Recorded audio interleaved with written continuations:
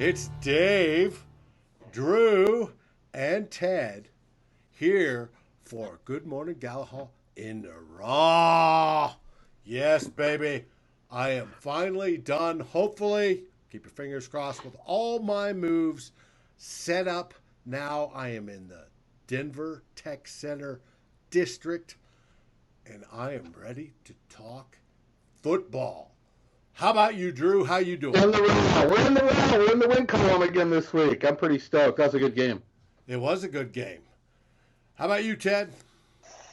If I was any better, I'd be against the law, gentlemen. All right, now you officially started on that saying. That was a hell of a game. I'm happy with it. Now, I did not take notes that game. That's unusual. However, there were three things I did notice. Sackles, and Sackles. We had one by Griff, we had one by Hunter, and we had one by Wilson. Did I miss any?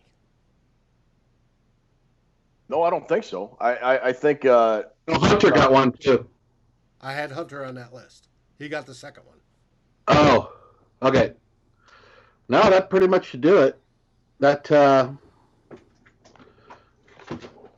I think that's it. Well, I know they got a lot of pressures. 4 sacks. That's what we had. 4 sacks for 28 yards. You got it right. I only showed 3. Who had the fourth? It says 4 in the box score, so Okay. Somebody got one. 4 for 28. We didn't take 1 sack. That's always a key to victory. So that you know what you call sack? Give me your 3 keys. You can't call 3 keys on the same key. That's sacrilegious. I love the Sackles. The second key was, 1, our running game was outstanding again. 11 yards. How much? 11, and we averaged 185. We're on fire, dude. Back away from the mic. Oh, we're on. We had 211 today, and we averaged 185. Sweet. That is awesome, and I know Cooker's got over 100 again. First back since, who was it? Adrian. No, not since Adrian. First back in the league since like 2014 to get the first 3 games. Murray. And DeMarcus Murray. Yes, you are correct. And the third point of the game was the defense started out hot. Yeah, baby. Oh, I'm getting excited. What did you think? Calm down, Chico. Oh, it was wonderful. Jesus. Give him a bedpan. Holy shit. Oh, I could use one. Ted, throw me your 3 keys. The Vikings' key to success is going to be running the ball. Kirk Cousins as a tertiary offensive weapon. Wait. What's tertiary mean? Like not a primary guy, secondary, even a third. No, tertiary means third. Oh, Jesus. Here we go. Okay.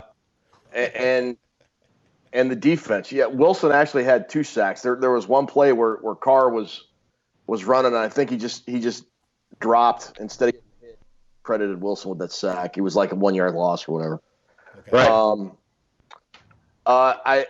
I think if the Vikings are going to be successful this year, we've seen it in 2 games. Run the ball down somebody's throat and win the turnover battle. When that doesn't happen, they're not going to win. Well, and if they continue to do that, we will win, and that's the good thing. Hopefully, that carries over next week into Chicago.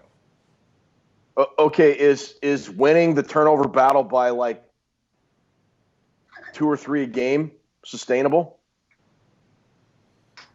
Not 3 a game. No, that that's really a rhetorical. That's a rhetorical question because it's not. It's not. We all said the Bears' margin of turnover from last year was unsustainable, and they were like plus 12.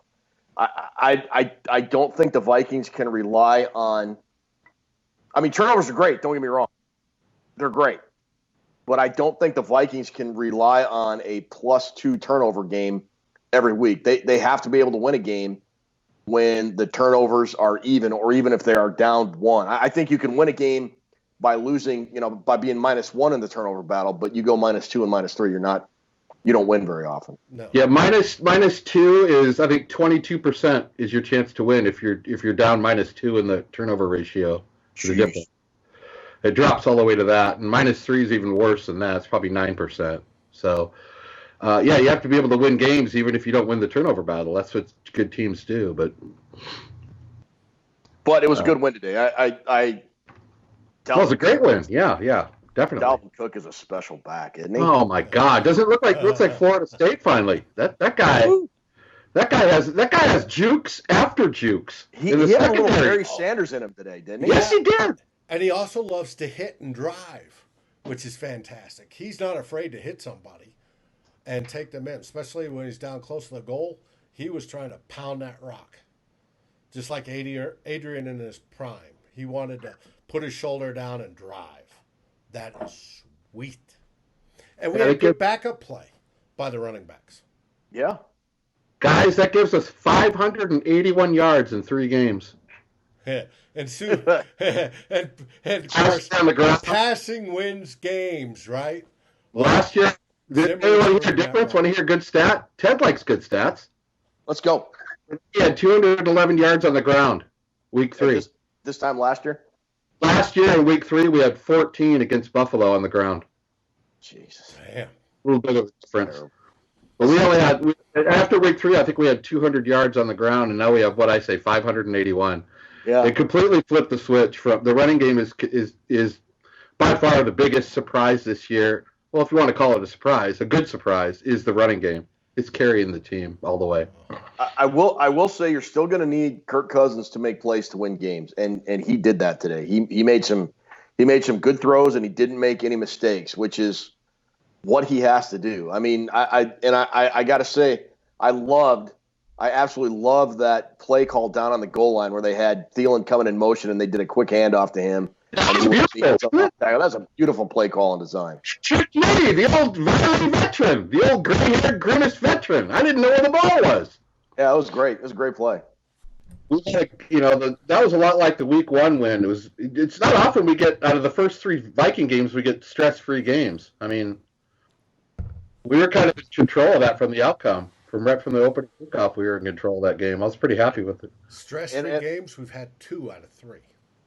And I will say the defense started a lot better this week than they did last week. I thought that was another big key.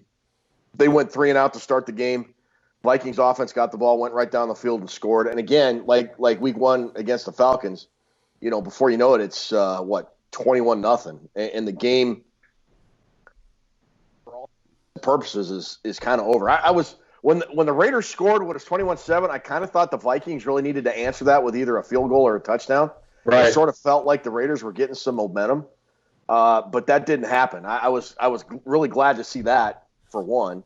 So yeah, I can't really complain about this game at all. It was a good win. And we had 385 total yards of offense today, and I think we would have had another 150 if it wasn't for holding penalties.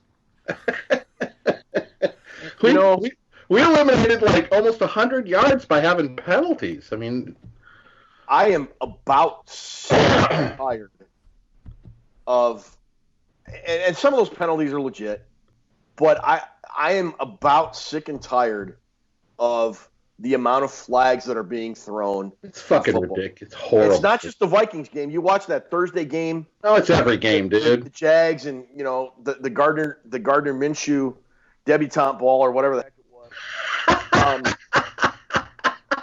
was. It's ridiculous. I mean, when Tom Brady is tweeting out, "I can't watch this game because of all the penalties," they need to do something about it. I mean, yes, could you call a penalty on almost every play in the NFL? Yes. Nobody tunes in to watch the referee call a penalty. Nobody does, except the referee's mom. That's it. That's the only person that tunes in to watch the referee. That's it. They're killing it every week. They're killing this game. Yeah. It's ridiculous. There were ridiculous penalties on the Raiders. There were ridiculous penalties on the Vikings. I'm sick of it. It's boring. It's the first drive that we took the kickoff and it was third down and we had the incomplete, but the Raiders had the penalty.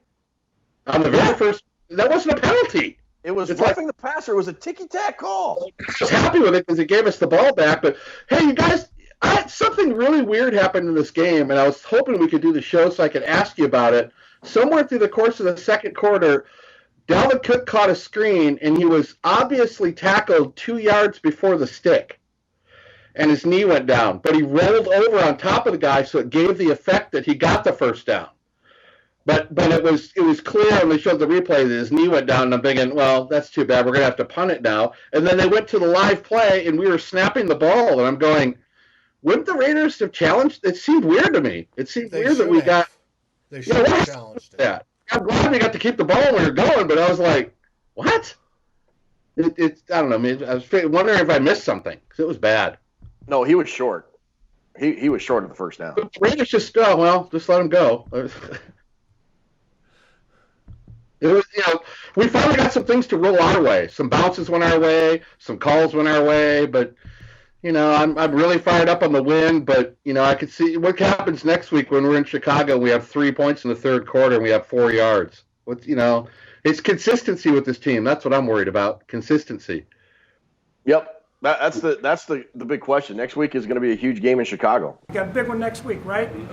On the road, the division champs we get to play. It's going to be a huge game. And if the Vikings play like they do in week 2, they're going to lose. And I'm not trying to buzzkill the win, guys, but it's I want to see it week in and week another week. It's a fair criticism though, because that's sort of been the MO of this team in the Kirk Cousins era. They play very well against inferior teams, and they have trouble beating quality teams that are above 500. And the Bears, it's still early, but they're a quality team. Even with Mitch Trubisky, they're still a good team. They have a very legit defense. We all know about the Vikings' troubles in Chicago, and so this win was essential to get to 2-1.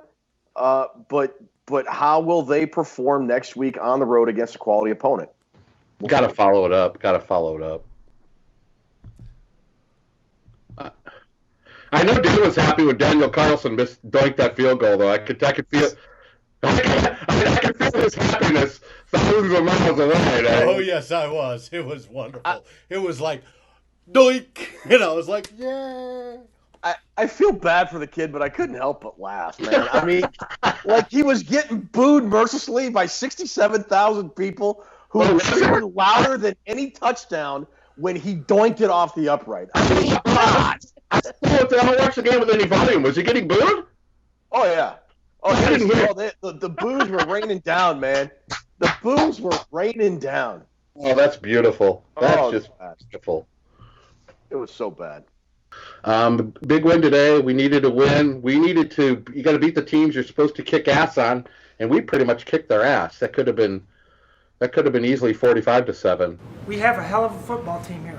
I mean, if it wasn't for that Waller guy, what do you have? 3,700 catches today, Waller? For 7,412 yards receiving. Dude, honestly. That was wild. He's like Kittle over the middle. It was unbelievable. The Vikings had no answer for all day.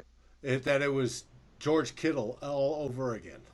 Waller had like 14 catches, but, whatever. They couldn't, when it came to crucial times moving the ball, Derek Carr is terrible. They're not going to go anywhere with him. Yeah, he looked at that one interception that Harrison Smith had. That was it was a Dick Stockton calling the game. He said he thought it was tipped. That wasn't tipped. That was just totally thrown pass. Just Dick terrible. Stockton is 112. He can't see shit. We came in. We're playing a team. We should beat by 3 touchdowns. We beat them by like 3 touchdowns. So we took care of business, and I'm happy with that. I just hope we can continue it once we go on the road next week. And we have next week the Bears. At Chicago. Bears in Chicago in the UFO that landed at Soldier Field, which always has been a tough place for the Vikings to win, as we know. But we have done it. Except when Robert Smith was running. Robert Smith ruled their spine, dude. Yeah, he did. Miss Robert Smith. That was awesome. Now, special teams. What did you think of Chad Beebe as their primary returner? Come on, man. Chad Beebe. Didn't he fumble it? Yeah. He's nothing. He's nothing special with the special team. He catches the punt, but I think Hughes is going to be back there when Hughes gets back into the swing of things. Hughes is a really good punt returner. He returned some touchdowns at UCF, and I've watched footage of his punt returns at UCF. He's a really good punt returner. Well, what did you think of Hughes today? I've said it. I've said it since training camp or whatever. What has Chad Beebe done to warrant a roster spot? He had that 61-yard catch and run last week against the Packers, but over the course of 2 seasons or whatever it is, what has he done to earn a spot on the 50? Isn't it good again? Fabergé egg? You know what's weird? He suddenly came up injured after he dropped that punt. It's like, yeah. You said, you better Went get off on a cart. Oh, that's right. Went off on a cart. Chad Beebe's hurt. Shock. I mean, I feel bad the dude's hurt. I don't mean to make light of a guy's injury, but I mean that's been his knock. And I mean, if you're injured, at least produce when you're in, and he doesn't. No.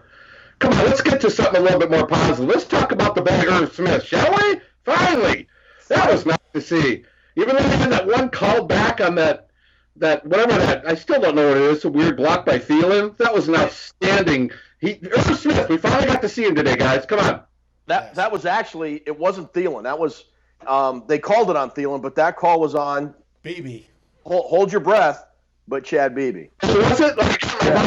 So I don't know who was it on. And I looked at the replay. It was real shoddy. It didn't show anything on the replay. It was Beebe that was doing it was an illegal block in the back. And yeah. Like 40-yard catch and run. Yeah, Smith would have had 85 yards if that would have counted. I mean, so finally, this tight end heavy offense finally has the tight end. Like the Sasquatches have come out of hiding. Rudolph had a couple catches, had a catch down to the goal line. Irv Smith had a big day finally. Yeah, it was good to see. Mm-hmm. It was nice to see Irv Smith catch and run. Rudy, dude, I'm faster than Rudy. That guy. Tight end screen to Rudolph is a recipe for success, I guess. Well, he almost made it in, but he did. It was a good play. It worked. Mm-hmm. I kind of like the play calling today. Like Ted mentioned, that weird play with Thielen down on the goal line. That was a brilliant call. It seemed like we had ourselves in a lot of 2nd and 5 today, guys. 2nd and 4. I like that. Yeah. I like that a lot. No 2nd and longs. No, it's just like this is just like the Atlanta game. We didn't really have to have it in Cousins' hand. Cousins made some throws, but we didn't rely on him. Maybe that's our identity. Maybe that's how we win games. Could be. It needs to be. I mean, and this is not a knock against Kirk Cousins, but if you can score 14 or 21 points and eat up a lot of clock, and you have a defense that's pretty good, like the Vikings defense is, that's a pretty good recipe for success. We'll see. We'll see going forward. Get us 10 wins?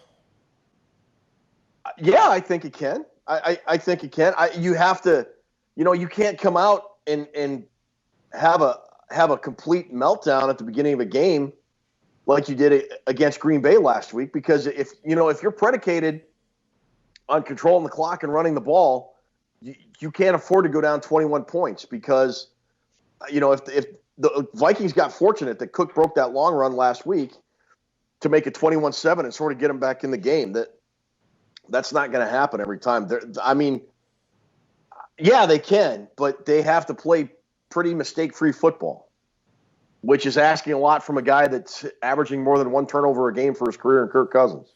Speaking of which, that first play when he fumbled or bobbled the snap or whatever.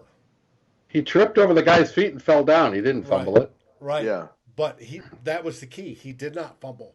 That was one of those normal spots where he would have fumbled, lost the ball, and the game started out like crap. I think on that one, Bradbury stepped back and stepped on his foot, and down he went. But luckily, he held on to the football. That was a good thing. So we're praising a quarterback for doing his job? When it comes to Kirk Cousins, yes. Listen, he didn't turn the ball over. This is my keys to Kirk Cousins. A couple times back in the pocket, he was decisive and he took off and ran. Now, he didn't run for a lot of yards, but he ran for 8 yards and got a first down a couple times. He ran one towards the sideline, then he ran one up the middle, but he was decisive enough to take off and do it. Yes. And that I like. Yeah, go. I'm sorry, I didn't mean to interrupt. Go ahead, Drew. No, I like to see that. That's something I'm trying to think of the good things I saw from him today. He didn't make the huge blunder. He took off, ran for a couple first downs, and he seemed like he was in control the whole game. He seemed like he was playing pretty confident, and with Cousins, I just hope he doesn't make mistakes, and that's what he did today. He played well enough today. So, I think you hit on the key word there, control. Last week against Green Bay, he looked panicked and hurried. This week, he looked like he knew what was going on. The game didn't seem. I don't want to too fast is a good phrase, but he seemed to be in complete control the entire game, and that's a good thing. And whether he only passes 10 times, 20 times, 30 times, whatever, as long as he can play in control and not turn the ball over, more often than not, the Vikings are going to play. They're going to win. They're going to win a majority of their games. It's kind of weird, guys. We have a really dominating running offensive line blocking for the running game. Really, it just pushes people out of the way. It's road grading. Some of those holes that Cook was hitting, I was like rewinding it going, are you shitting me? But then our pass protection is like kind of suspect. It's weird how they're not really, one is so much better than the other. It's like 5 different guys. No, but play as a lineman, right? And I played line. As a lineman, you'd much rather move forward and crush people, right, than move back and react, right?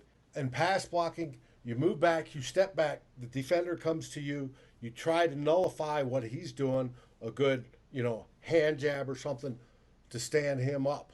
But otherwise, you are in reaction and defensive mode. When you're run blocking, you're in offensive mode, and you're just trying to punish the guy across from you. It's a whole lot easier. It's a whole lot easier mentally. I don't care. You're usually better at it. I don't care. Yeah, we want them both good at both. I don't know. You have two jobs as an offensive lineman. When you're running the ball, block your guy. When you're passing the ball, block your guy and don't get your quarterback hit. There you go. Job. It's like 5 different guys out there when they're pass blocking. Yes, but one is easier than the other. I don't care. That was my point when I brought it up. Isn't it weird how it's one end or the other? I mean, it's not like the pass blocking is shoddy compared to the run blocking is like dominant. The run blocking looks like old Oklahoma back in the 70s. They run that play when Madison got that touchdown, and they did it a few times with Cook, where they run that play where everybody flows right and then they cut it back. Right. Cook did it a couple. There's nobody there, and I love it. I love to see it every time because it's like he goes from getting the ball, the whole push goes to the right, and then it's just like Cook and a linebacker, and I go, oh, we're going to win that matchup 9 out of 10 times. It's a beautiful thing to see. It's really a beautiful thing to see. And then I see some pass protection that's like, whoa, that's not good. Well, that may be one of the reasons why Zimmer wants to run so much more. So when this team does get shut down in the run, and it's going to happen one of these weeks, can we still win? That's my question. That's the $64 question right there. Can they? I don't know. We're going to see next week. Yeah. When's at Soldier Field, guys? When's the last time we ran it good at Soldier Field when Terry Allen was here? I mean, come on. No, they had a good running game in 2017. I think McKinnon had close to 100 yards. Oh, okay. Yeah, I do remember that game. And Peterson put up huge numbers. It's going to be a test, though. Our running game is going to finally be tested next week. Here was my concern with the offensive line as it's constructed. Zone blocking is great for running the ball, but you have to have smaller-ish guys in comparison to, the hog mollies that you have in a typical NFL line. I think the Vikings offensive line is probably smaller on average than your average NFL line. And that's great when you're blocking and zone concepts and all that, as we've seen through 3 games. But when you're, 295, 300 pounds, maybe, and this sounds stupid saying a 300-pound guy is small. I get it. But when you're going up against 350 nose tackles and, that are 320 and defensive ends that are 270, 280, can run a 4.40, you've got to have some girth to you. And I don't know that the Vikings interior line does. I mean, Elflein, Bradbury, and Klein Klein was hurt, and Dakota Dozier was kind of a tire fire when he was in. So we'll see. We'll see what happens. I've always been concerned about a zone blocking offensive line being able to handle the better defenses in the NFL, and the Vikings are going to be sorely tested next week against the Bears. Well, that really brings up a good point. We'd have to look back. How is Atlanta's run defense? How is that team from Wisconsin's run defense? And how are the Raiders run? How's the Raiders run defense? Where do they all rank? That'll give us an idea of if this has just been smoke and mirrors, or if this is truly, if we can really run the ball like this. Well, in a couple of days, PFF will have their scores out. I'm sure. And that's always. I'll trust myself. I'll do the research. I'll do research and I'll post it. Pro Football Outsiders, which seems to do the best at rating offense and defensive lines, will have their stuff out, and we can check. We are going to be tested next week, though. Ted Glover is absolutely right. We're going to if we get it done next week and we get our 185 average, 190 average, it's the real deal. It's the real deal. Yeah. But again, you brought up a great point. At some point, the Vikings running game is going to get shut down. They're going to sell it out like they did in the Adrian Peterson, Tavares Jackson days and say, okay, Kirk Cousins, will he be able to? Mm-hmm. That is kind of the one question that is lingering over this entire season right now. When it comes down to the Vikings running game getting shut down and teams are going to adjust, they always do, it's the NFL, can Kirk Cousins rise to the occasion? I hope he can. And if he can, the Vikings are going to be a pretty good football team. It's kind of cool. I was watching the game, and Ruby says, the Vikings are pretty easy to figure out. If you're on offense, throw it to the tight end. And if you're on defense, pressure Cousins. How come more teams don't do that? And I'm all, shh, don't say it too loud. But she's right. I mean, if you want to beat the Vikings, that's kind of the way you do it. You make Cousins beat you. I mean, but one of these, there's going to be 10 guys up there in the box, and then Cook's not going to have anywhere to run, and that's going to happen. So we'll have to see. I'm looking forward to next week's game. It's going to be a good test for the Vikings. On the road, see what can happen. They took care of business today, though, and I'm very happy with the win. I am too. I am too. And with that, I think we're going to call this. We get to rejoice this week, celebrate a Vikings victory. Boo! Hey, send me one of those shirts. Oh, you want one of these? If they look that cool on you, imagine what they'll look like on me. That's right. That's pretty stylish shirt. I like that. Now, all Vikings fans, enjoy your week because it's going to be a good one. Drew, you got anything to say? I say meow meow, Viking cow. Good win. Ted? Skol Vikings, on to Miami. On to Miami, baby. Skol Vikings! Go Michigan. See you next weekend. Horrible. They're horrible. They are. Anyway, see you guys. 1, 2, 3. 1, 2, 3. Vikings.